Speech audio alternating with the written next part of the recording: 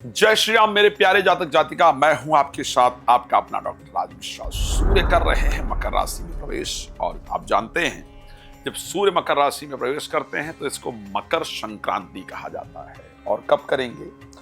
14 जनवरी को सूर्य मकर राशि में प्रवेश करेंगे और इसी परिस्थिति को ज्योतिष में मकर संक्रांति कहा जाता है। यहां से सूर्य उत्तरायण होते हैं और देवताओं का यहां से दिवस माना जाता है। ये भारतीय संस्कृति के अंतर्गत सबसे पवित्रतम त्योहारों में से एक माना जाता है, जिसका वर्णन श्री रामचरितमानस इत्यादि के अंतर्गत है।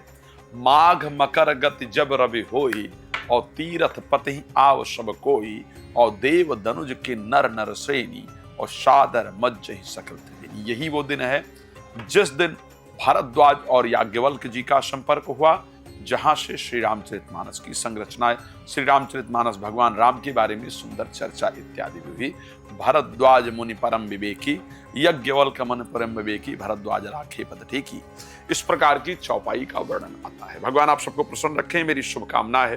तो सूर्य का उत्तरायण होना 14 जनवरी को आपके जीवन के लिए कितना महत्वपूर्ण है और आपके जीवन में कितना सुंदर परिवर्तन आएगा, ये मेरी रिस्पॉन्सिबिलिटी भी है और मैं चाहता हूं कि आप सबको जानकारी दिया जाए।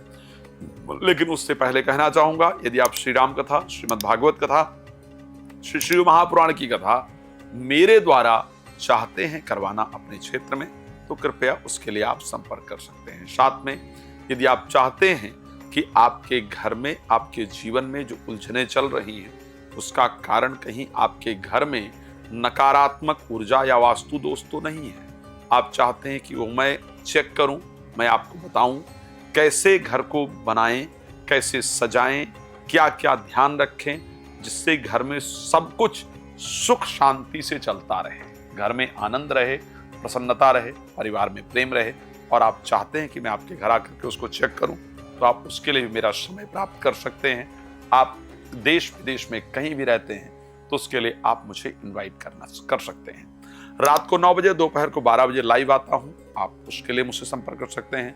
कथा के लिए तो मैंने आपको बताया ही है कि आप संपर्क कर सकते हैं। चलिए अब सबसे पहली चर्चा करते हैं कि जब 14 जनवरी को सूर्य उत्तरायण होंगे तो मेष से लेकर के अगर मीन राशि की बात करें तो आखिर आप सबके लिए ये परिस्थिति कैसी रहने वाली है।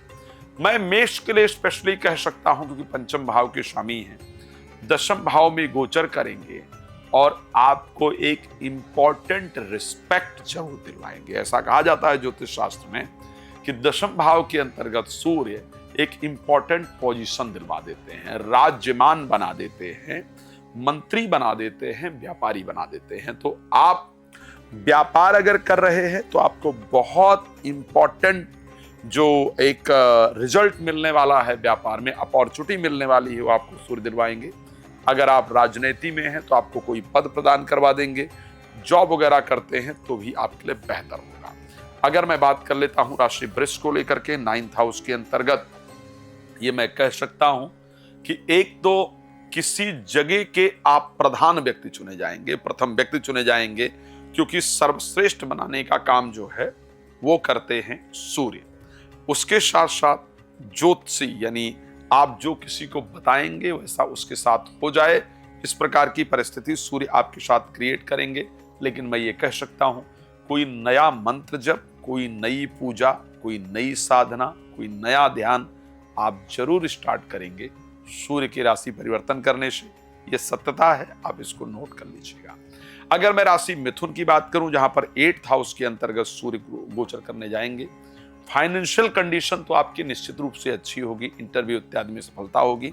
लेकिन एक तो क्रोध पर आपको कंट्रोल करना होगा, सूर्य क्रोधी बनाते हैं, और पित्त के रोग जिससे हार्ट में जलन इत्यादि फील हो, इस प्रकार की परिस्थिति सूर्य जरूर क्रिएट करेंगे, आपको ध्यान रखना होगा।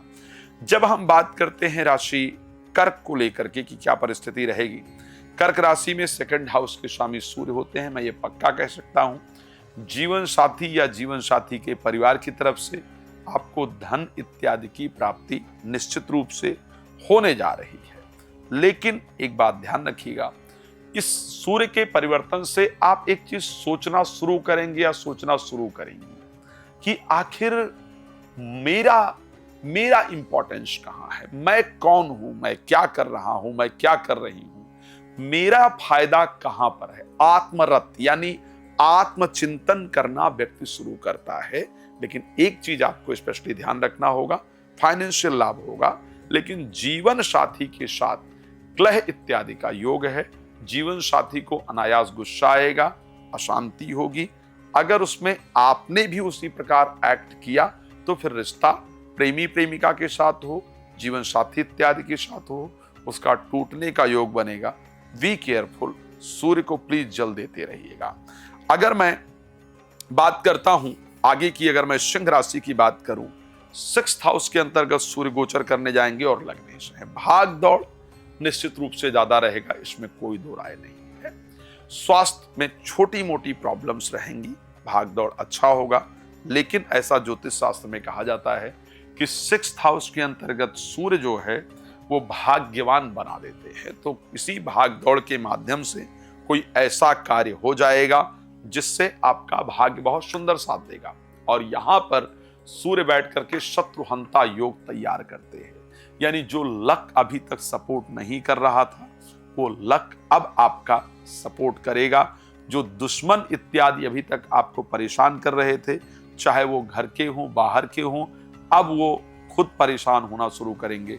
आप उनको परास्त कर पाएंगे और जो आपने टेंडर इत्यादि भरा है या किसी कॉम्पिटिटिव क्षेत्र के अंतर्गत आपने पार्ट लिया है तो उसका आप पॉजिटिव रिजल्ट जरूर प्राप्त कर पाएंगे। अगर मैं बात करता हूं राशि कन्या को लेकर के, जहां पर पंचम भाव के अंतर्गत सूर्य गोचर करेंगे और स्वामी हैं आपके लिए 12th हाउस के। 12th हाउस के स्वामी का पंचम भाव में गोचर करना संतान को और मित्र को, प्रेमी प्रेमिका को क्रोधी बनाता है और पेट में प्रॉब्लम देता है। लेकिन एक बात कहा जाता है, ऋषि पाराशर ने कहा है कि पंचम भाव में सूर्य सदाचारी बनाते हैं और व्यक्ति को बुद्धिमान बनाते हैं। तो आपका ब्रेन कहीं ना कहीं एक्टिवली काम करेगा, जिससे आप शेयर मार्केट, लॉटरी, सट्टा इत्यादि से धन की प्राप्ति कर पाएंगे और आपको सफलता प्राप्त हो पाएगी।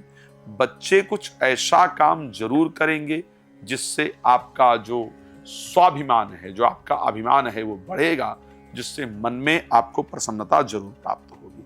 अगर मैं बात कर लेता हूं आगे की परिस्थिति को लेकर के कि सूर्य की क्या परिस्थिति रहने वाली है, राशि तुला को लेकर के अगर बात करें कि तुला राशि के अंतर्गत सूर्य क्या करेंगे, चतुर्थ भाव के अंतर्गत सूर्य जाएंगे। और कहा जाता है, एक तो सबसे पहली चीज, कोई ऐसी विद्या आपको सूर्य देंगे जो आपके लिए बहुत फायदेमंद होगी। कोई नई नॉलेज, कोई नई विद्या सूर्य आपको प्रदान करेंगे। प्रोफेशनल लाइफ के अंतर्गत आपको बहुत शानदार रिजल्ट मिलेगा। जो लोग विदेश इत्यादि जाने का प्रयास कर रहे हैं, कर रही हैं, आपको आपके मन मुताबिक रिजल्ट मिल जाएगा। लेकिन ध्यान रखिएगा, पिता के या खुद की कमाई हुई प्रॉपर्टी को सूर्य नष्ट भी कराते हैं अगर 4th हाउस के अंतर्गत होते हैं। तो इसलिए जो खुद आपने पैसा कमाया है या पिता इत्यादि का धन है, उसको संभालने का प्रयास कीजिएगा। इस समय पर बड़े इन्वेस्टमेंट को करने से आपको बचने की आवश्यकता है। राशि वृश्चिक की अगर हम बात कर लेते हैं तो ये कहा जाता है कि सूर्य राशि वृश्चिक के लिए, क्योंकि 10th हाउस के स्वामी हैं, 3rd हाउस में गोचर करेंगे। आपका ट्रैवल, आपकी यात्राएं बहुत सारी होने वाली है। लेकिन 3rd हाउस के अंतर्गत सूर्य को एक अच्छा प्लैनेट कहा जाता है। यहाँ पर सूर्य व्यक्ति को भाग्यवान बना देते हैं, यहाँ पर सूर्य व्यक्ति को धनवान बना देते हैं, यहाँ पर सूर्य पराक्रमी बना देते हैं, यहाँ सूर्य राज्यवान बनाते हैं। मैं सच कह सकता हूँ कि अगर आप कोई मेडिसिन इत्यादि ले रहे थे, एंजाइटी, डिप्रेशन, फोबिया, नेगेटिविटी की, तो डिप्रेशन आपकी बंद हो जाएगी। बहुत दिन से चल रही पुरानी और नकारात्मक सोच आपकी दूर होगी और आप नया और सकारात्मक सोचने के लिए तैयार हो जाएंगे। मेरे दृष्टि से ये संयोग मैं बेहतर कह सकता हूं।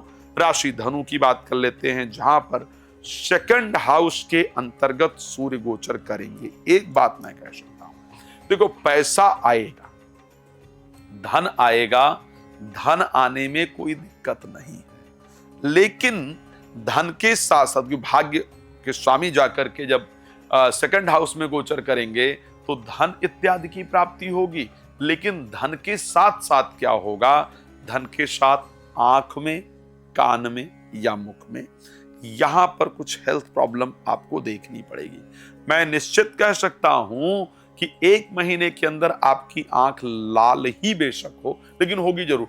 चाहे आंख में बहुत ईचिंग हो, बहुत खुजली हो, उससे आंख लाल हो जाए, होगा जरूर। आंख में कोई कीड़ा आकर के घुस जाए जिस कारण से आंख में प्रॉब्लम, लेकिन होगा जरूर, ये पक्का कह सकते हैं। इसको ध्यान रखिएगा।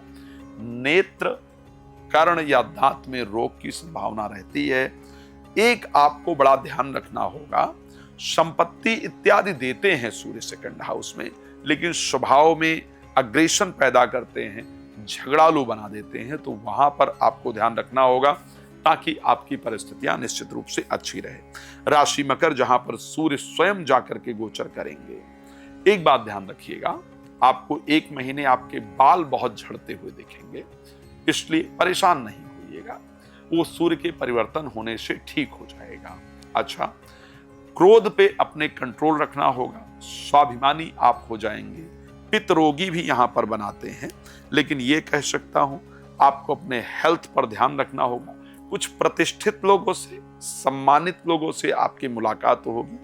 कोई ऐसा काम आपके द्वारा सूर्य जरूर कराएंगे जिससे आपको एक यूनिक आइडेंटिटी, जिसको कहा जा सकता है, एक अलग पहचान आपको जीवन के अंतर्गत जरूर प्राप्त होगी। राशि कुंभ मेरी सबसे पसंदीदा राशि। सूर्य का राशि परिवर्तन आपके लिए क्या रिजल्ट लेकर के आएगा? 7th लॉर्ड का 12th हाउस में जाना जीवन साथी के साथ संबंध को दुरुस्त करने का प्रयास है, ठीक रखने का प्रयास करना चाहिए, लेकिन उनके लिए फायदेमंद है। जो लोग अपने देश से, प्रदेश से, गांव से बाहर निकलना चाहते हैं, चाहती हैं, तो आपके लिए ये परिस्थिति बहुत शानदार है। सूर्य का ये परिवर्तन आपके जीवन को पूरी तरीके से बदलने वाला होगा। परदेश या विदेश जाने का जो संयोग है, वो सूर्य यहां पर तैयार करेंगे, लेकिन आंख में, मस्तक पर कुछ हेल्थ प्रॉब्लम, यानी सर में दर्द की प्रॉब्लम जरूर होने वाली है, ध्यान रखिएगा। सर में दर्द रहे, सर में भारीपन रहे, आंखों में ईचिंग या आंखों में रोग इत्यादि हो, इस प्रकार की संभावना है। सूर्य को जल देते रहिएगा, मैं उपाय लास्ट में बता दूंगा।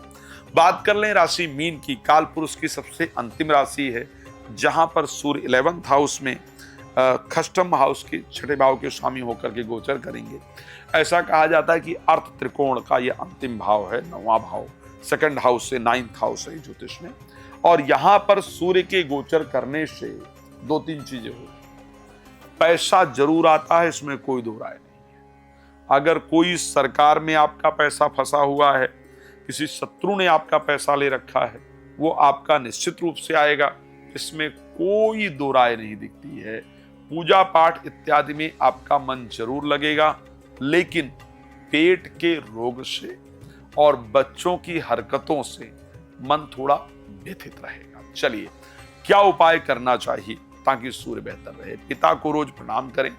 सूर्य गायत्री है, ओम आदित्याय च विद्महे प्रभाकराय च धीमहि तन्नो सूर्यः प्रचोदयात्। इसका श्रद्धा पूर्वक रोज 11 बार जप करने से आपके लिए सूर्य के नकारात्मक इंपैक्ट नहीं मिल पड़ेंगे।